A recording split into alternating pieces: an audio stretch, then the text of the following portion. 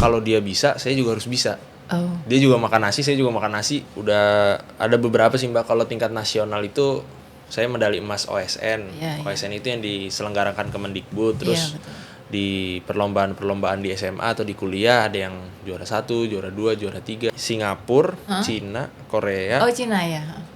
India sama Malaysia 5. Itu nggak cuman kita dapat pelajaran matematikanya, tapi itu kita dapat gimana caranya kita berpikir logis, kita berpikir gimana caranya problem solving.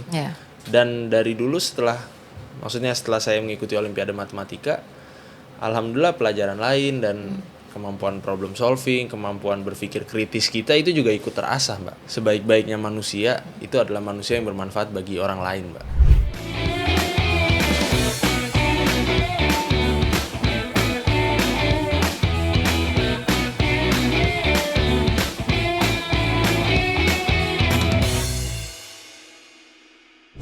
Hai Sobat Polri, kembali lagi di podcast SDM Polri Today. Yang kali ini bersama saya Bribtu Mia. Sobat Polri kan tahu nih ya, kalau misalnya podcast seru-seruan ini kan selalu menghadirkan narasumber yang outstanding, yang pastinya juga menginspirasi dan memberikan banyak sekali ilmu pengetahuan gitu kan. Nah, kali ini narasumber kita ada komandan saya yang masih sangat muda, tetapi prestasinya sudah sangat banyak sekali, apalagi khususnya di bidang matematika. Kita langsung aja kali ya kenalan. Di sini ada Ibda Irfan Urana Aziz. Ya. Halo semuanya. Halo.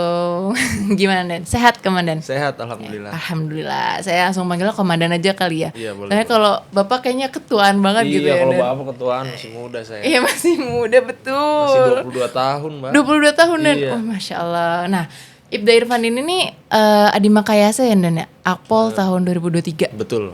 Waktu itu tuh tarunanya ada berapa orang Dan? Waktu itu saya satu angkatan itu 268. 268. 2023 gitu ya. Iya, Berarti 2023. kemana juara satunya nih, ranking satunya gitu kan. Betul, alhamdulillah. Alhamdulillah, ya. Terus nama angkatannya apa nih? Nama angkatan saya Promoter. Promoter. Ada artinya Dan? Promoter itu jadi waktu angkatan saya mau dikasih nama oleh gubernur dan PJU Akpol. Iya. Jadi kebetulan waktu itu Kapolrinya masih Pak Tito, sehingga kita mengikuti program dari beliau, yaitu Promoter. Jadi nama angkatan saya Promoter. Singkatannya Profesional Modern Terpercaya. Iya betul, profesional modern terpercaya Dan. Iya betul. Nah, itu kan hebat banget ya Dan, untuk jadi Adi Makayasa gitu kan, nomor 1 dari sekian banyaknya taruna. Nah itu tuh ada kriterianya nggak sih Dan? Pasti kan ada ya untuk kriteria penilaiannya. Untuk kriteria penilaiannya sendiri Mbak, itu di Akpol itu kita di ranking dari kita tingkat 1 sampai dengan kita tingkat 4. Oh oke. Jadi nilainya itu digabungkan semua dengan masing-masing presentasenya.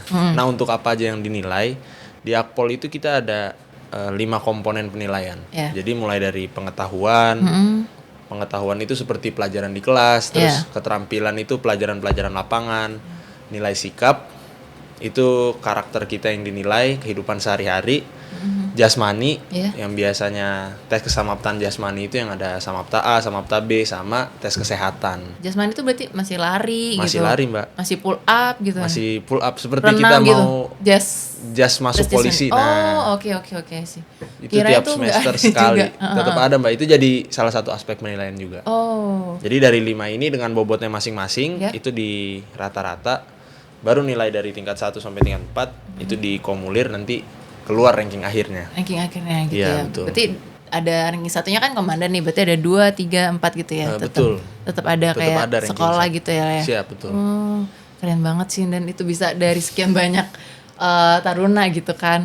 Terus emang dari awal itu pas masuk Akpol, komandan udah bertekad gitu untuk jadi Adi Makayasa kah atau? Kalau dari awal masuk sih belum ada gambaran ya Mbak ya. Kalau awal banget masuk, tapi setelah saya di dalam juga, saya berusaha dengan yang terbaik aja Mbak, memberikan yang terbaik. Ketika saya bisa belajar, saya bisa berlatih, saya memberikan yang terbaik aja Mbak. Alhamdulillah dapat support dari orang tua dan rekan-rekan semua, pengasuh, senior-senior, sehingga apa yang diinginkan bisa tercapai gitu aja Mbak.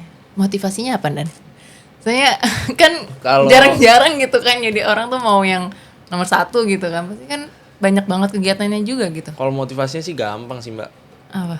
Kalau saya kan ngeliat teman-teman saya itu Mbak waktu di Akpol, tentunya kan banyak nih dari seluruh daerah, kenal dengan orang lain. Yang selalu jadi motivasi saya, kalau dia bisa, saya juga harus bisa. Dia juga makan nasi, saya juga makan nasi. Betul. Ya berarti saya harus bisa juga. Iya, sama. Jadi kita berdiri sama rata gitu. Iya, itu yang memacu saya dan teman-teman saya itu kita bersaing dengan sehat Mbak di sana. Iya. Jadi nggak ada kecurangan apa, tapi kita saling memotivasi. Iya. Jadi tetap bekerja sama juga ya, dan yang nggak individualis lah, nggak yang gerak sendiri. Gitu. Iya, nggak ada kalau kayak gitu. Jadi ngomongin masalah orang tua gitu kan, dapat support dari orang tua kan. Nah, iya, Mbak. Dan yang seperti kita ketahui waktu itu, berarti Komandan Pendidikan Bapak itu Kapolri pada masanya nggih? Siap, betul Mbak. Bapak Jenderal Polisi Purnawirawan Idam Aziz. Ya. Itu ada privilege atau keistimewaan nggak sih pas pendidikan? Kalau privilege sama keistimewaan itu nggak ada Mbak, karena kita kan satu angkatan dan seluruh taruna itu kita benar-benar dididik tanpa memandang latar belakang. Jadi ketika kita udah masuk itu kita udah bukan anak siapa, tapi kita anak negara Mbak. Ya, abdi negara gitu. Abdi negara udah. Anak negara, jadi kita benar-benar tidak ada perlakuan khusus. Kalau saya salah, saya diberikan sanksi. Kalau saya benar atau kalau saya baik, saya diberikan nilai tambahan seperti itu. Jadi tidak ada perlakuan khusus yang diberikan. Jadi semua sama ya? Semua sama. Itu dari salah satu sistem terbukanya dari penerimaan Polri ini juga. Betul. Semua sama, nggak ada dia anak siapa, nggak ada siapa. Mulai dari pembukaan juga dari sampai pendidikan di sana. Oh ya, dari pendaftaran itu gimana dan ceritanya? Dari pendaftaran juga sama Mbak, saya daftar 2019.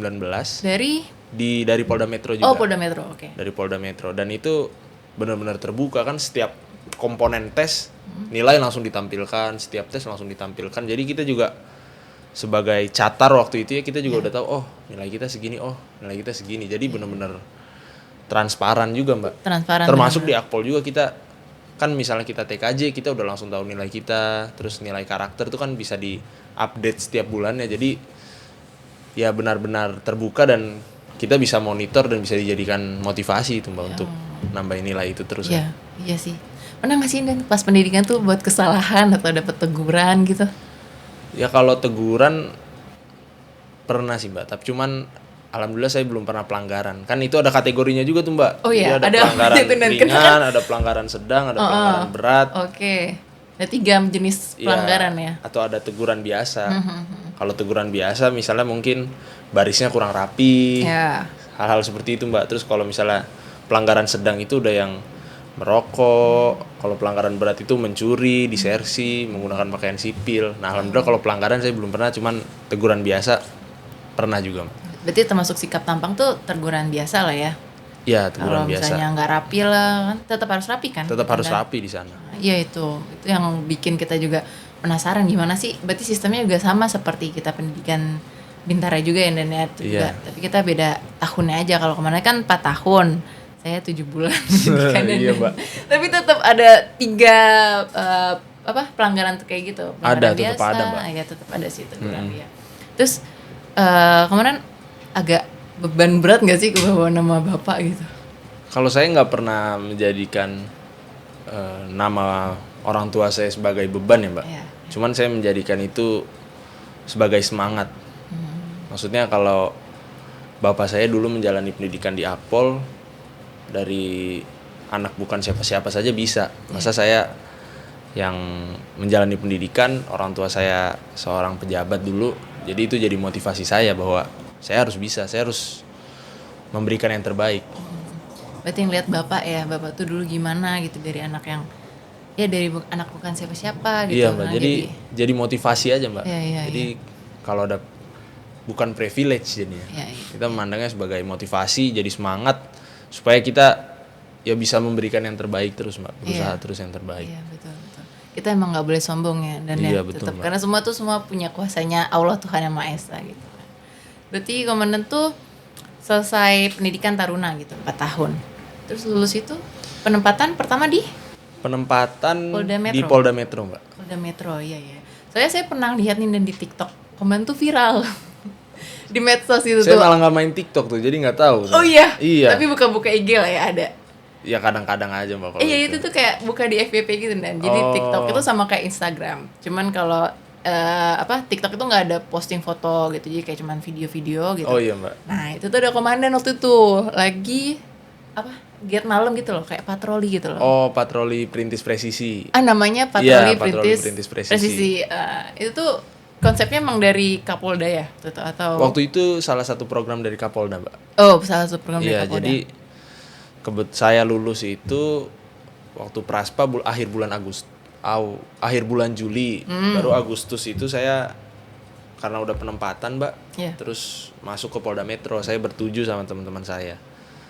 Baru bertuju itu kita diarahkan di TR ke Sabara semua Mbak. Oh Sabara. Oh iya, Direktorat Samapta. Dari di bawah Direktorat Samapta. Nah kebetulan waktu itu ada program patroli perintis presisi itu Mbak. Ya tujuan dari program itu intinya disiapkan tim khusus patroli untuk menjaga Harkamtipmas di wilayah hukum Polda Metro Jaya Mbak. Jadi dulu itu kita ada timnya masing-masing, ada 3 tim, kita ganti-gantian patroli. Saya itu dengan anggota ada 25 orang. Komandannya lah ya. Iya, saya dantonnya sama ada rekan saya satu lagi, satu angkatan.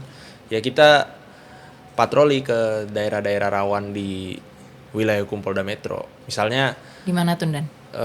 Contoh misalnya kalau kita jalan patroli itu jam 1 Mbak. Jam 1 malam? Jam 1 malam. Oh. Jam 1 malam. Pagi situ. Iya, pagi. Pagi.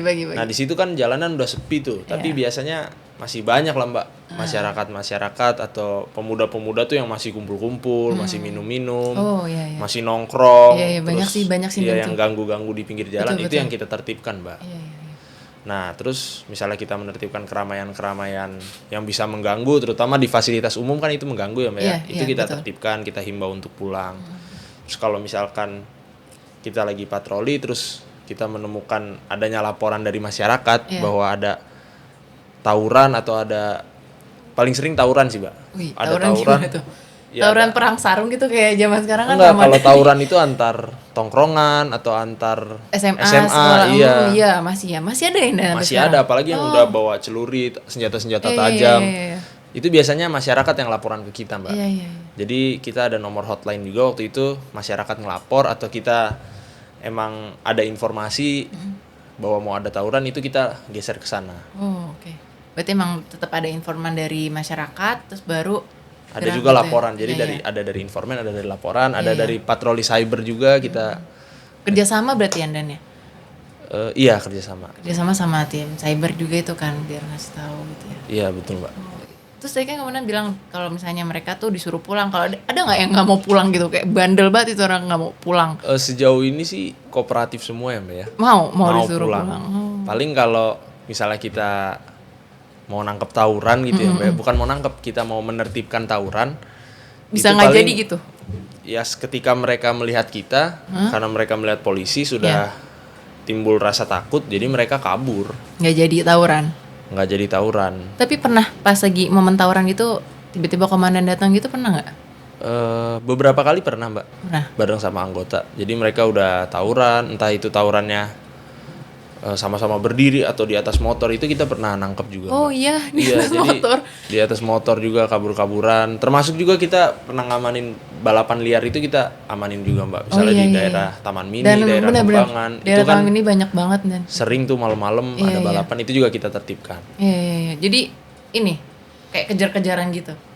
Kalau kejar-kejaran sih ya ada kejar-kejarannya Mbak. Cuman kita juga tetap perhatiin keselamatan aja. Iya karena udah malam sepi kan. Betul, jadi dan dibanding kita mengambil resiko nanti ada kecelakaan. Iya. Kadang kita pakai upaya-upaya lain Mbak. Pernah ada korban nggak sih Nan? Korban sih. Soalnya kalau tawuran itu kan identik dengan ya palanya bocor lah atau tangannya patah lah, apa pokoknya berdarah-darah gitu. Kalau korban sih beberapa kali ada Mbak. Yang maksudnya setelah kita amankan karena mereka sedang tawuran, ternyata dia udah kena senjata tajam, di sininya udah ada yang luka, itu beberapa kali sering. Tapi ketika kita menemukan seperti itu, intinya kita langsung Kalau misalnya sudah parah, kita langsung bawa ke rumah sakit biasanya, Mbak. Karena berarti tetap dari keselamatan dia dulu. Berarti dari komandan tetap yang bawa ke rumah sakit. Terus Iya, kita tetap bantu, Mbak. Tersangkanya itu yang ketangkap gitu. Itu dibikin laporan juga gitu ya. Iya, Mbak. Tapi kita karena kita itu Sabara, kita kan ruang lingkupnya masih preventif, Mbak. Jadi tidak ada wewenang untuk menangkap, tapi kita mengamankan karena dia tertangkap tangan. Terutama membawa senjata tajam. Nah, itu kita serahkan ke polsek atau polres setempat, Mbak. Iya. Untuk menindaklanjutinya. Iya. Kasihan juga sih sebenarnya Dan ya kalau misalnya sampai dibawa ke polsek, polres gitu kan. Apalagi sampai ada korban gitu. Iya, Mbak, tapi ya mereka juga mengganggu masyarakat juga kan, Mbak. Iya sih, pergaulan sih Dan. Iya, harus pergaulan ada yang kalau tahu seperti di itu situ harus lah. ada ini, Iya, harus ada upaya preventifnya untuk ya menjaga Harkamtibmas seluruh Jakarta juga, Mbak. Iya, benar nih. Nah, kan Sobat Polri ini ada yang nggak tahu ya untuk patroli malam itu tugasnya apa aja. Mungkin kita bisa lihat videonya dan di sini ada video kegiatan dari patroli. Ini kemana bisa sharing pengalamannya nih? Ini pas giat. Nah, ini waktu saya sama anggota nih. Waktu itu ngamanin itu balapan liar tuh. Ada motornya yang kecil yang di bawah tuh, Mbak. Oh, yang biru-biru itu ya? Itu yang biru. Itu yang sebelahnya ada yang ya? kecil. Iya, ada tersangkanya yang jongkok. Ini di daerah mana Dan ya? Itu kalau nggak salah di Kebayoran Baru, Mbak, ini. Oh, di sana masih banyak juga ya balapan liar gitu? Iya, masih banyak, Mbak. Oh, Mia kira cuma di... Oh, ini komandan pas Iya, masih awal-awal. Ini awal masuk nih mau latihan ini, Mbak. Latihan bawa motor. Jadi sebelum kita kan patroli malam bawa motor sendiri, Mbak. Jadi sebelum kita bawa motor itu dari pimpinan itu udah memberikan latihan dulu, Mbak, dengan pelatih-pelatih yang instruktur yang udah benar-benar ada kemampuan dan keahlian di situ. Iya. Jadi 2 minggu awal kita latihan terus motor, ya. Iya, jadi nggak bisa tuh yang namanya nggak bisa bawa motor, harus bisa. Harus bisa. Semua tuh mau poluan, polkinya gitu ya. Cuman polki aja, Mbak. Oh, polki aja. Iya. Oh, berarti komandan poluannya atau poluan nggak ada yang ikut patroli malam? Nggak ada, Mbak. Iya. Ya sih, karena takutnya berbahaya juga ya. Iya, betul. Tapi pernah ada yang salah satu kasus yang paling komandan inget gitu momennya gitu? Ada nggak? Kalau yang paling inget sih paling susah banget nih dikasih tahu, dilerai gitu? Ya sejauh ini sih semua kooperatif ya, Mbak ya. Cuman kalau yang paling saya inget sih waktu itu ya ngamanin tawuran aja, Mbak. Karena itu kan benar-benar ya mereka membawa senjata tajam, jadi setiap kali kita ngamankan tawuran itu kita harus hati-hati, harus cepet dan gimana caranya agar anggota kita juga dan kita juga selamat, Mbak. Iya. Soalnya ngeri ya tiba-tiba dia gini. Iya kan aja. Senjatanya kan panjang-panjang, Mbak. Bisa 3 meter, 2 meter. Nah, itu yang harus kita antisipasi, Mbak. Iya. Betul. Untung masih bisa kooperatif ya Dan. Takutnya kan ada yang nggak bisa gitu kan. Terus kalau itu kan komandan berarti pas jadi danton patroli ya? Pas jadi danton. Itu berapa lama?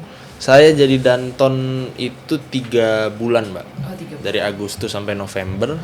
Baru saat bulan November itu dapat TR pindah ke Direktorat Reserse Kriminal Umum Polda Metro Jaya, Mbak. Di Krimum. Betul. Ya, kemarin juga ada bintang tamu Bang Jack kesini. Iya, betul. 1 unit sama Bang Jack. Oh, satu unit. Iya. Oh, iya.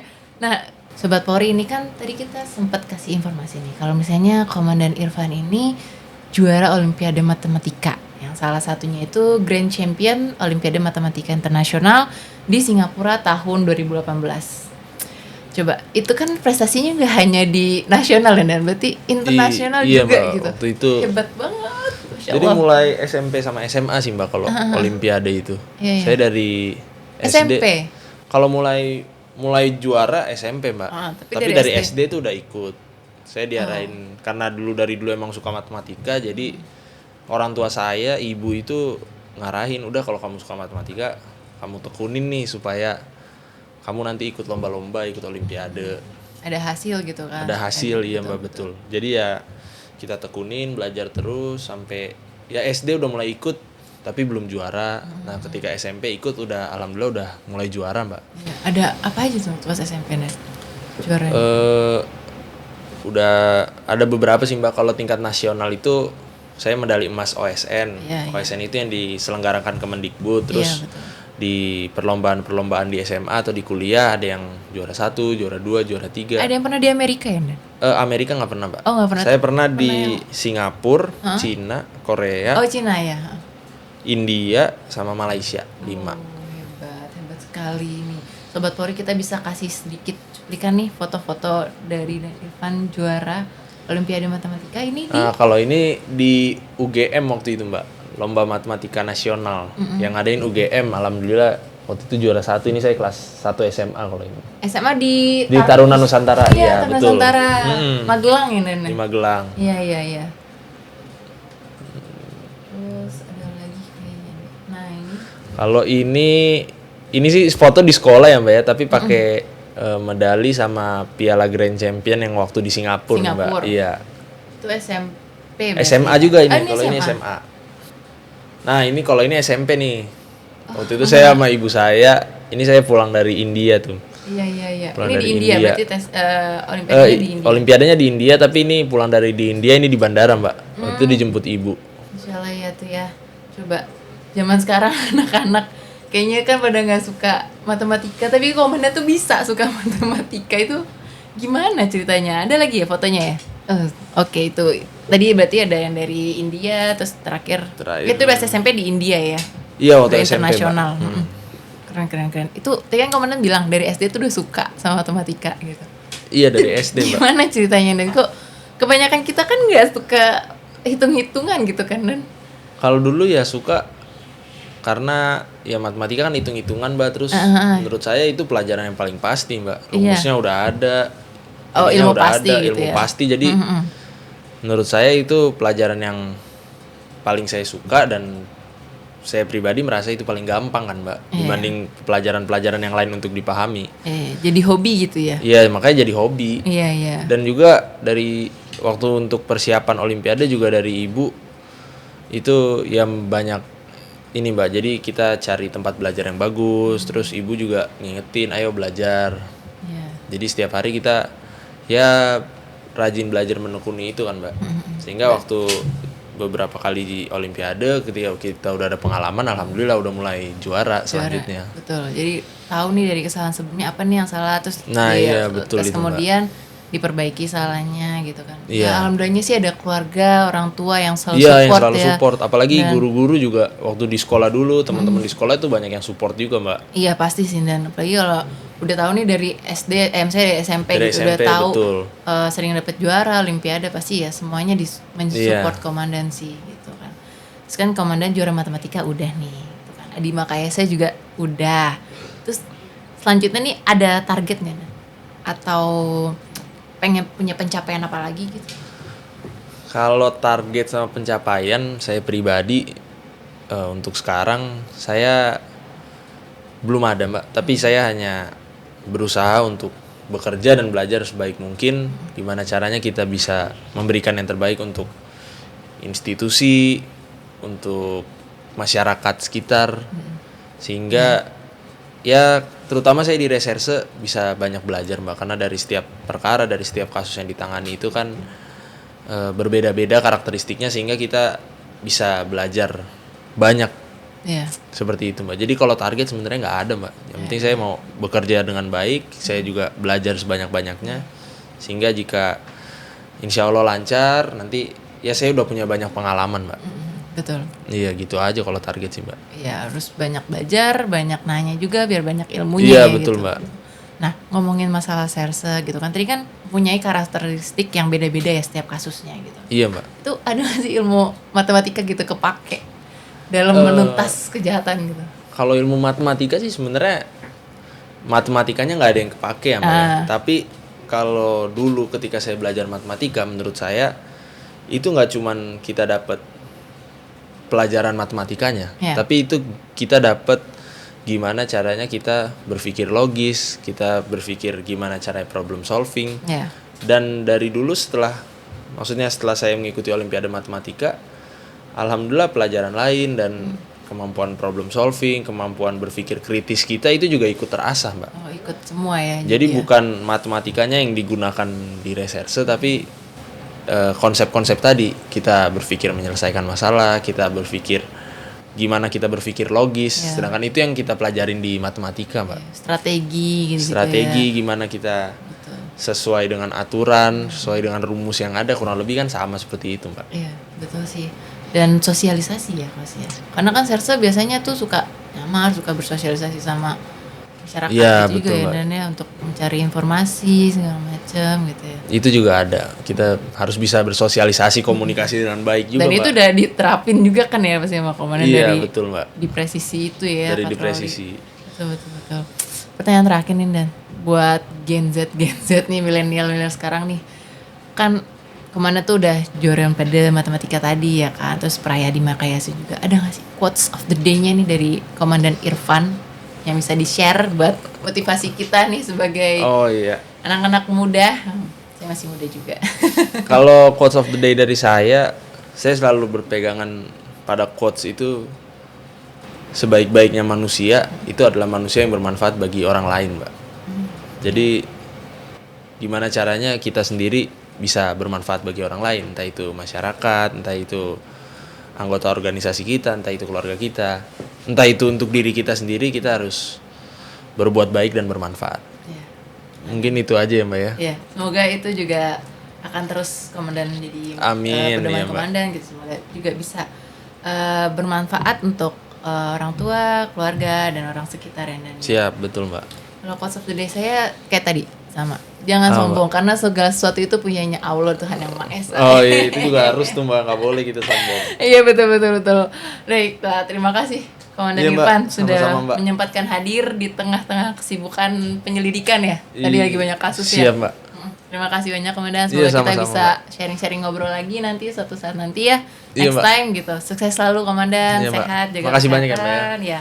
Saya Bribtu Trimia, mohon diri, sampai jumpa di podcast SDM Polri selanjutnya. Salam presisi.